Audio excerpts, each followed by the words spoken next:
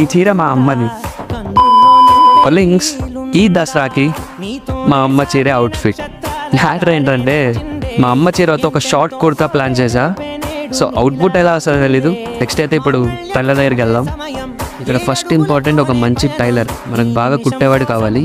And నా దగ్గర ఉన్న ఒక రెడీమేడ్ కుర్తా ఇచ్చి సేమ్ మెజర్మెంట్స్తో నాకు ఈ కుర్తా కుట్టమన్నాను. అండ్ నేను ప్రతిదీ దగ్గర ఉండి కస్టమైజ్ చేయించుకున్నాను. ఫ్యాషన్ అంటేనే ఎక్స్పెరిమెంట్, కొత్తగా ట్రై చేస్తూ ఉండాలి. సో నాకు కుర్తా అయితే రెడీ అయిపోయింది. Let's get dress.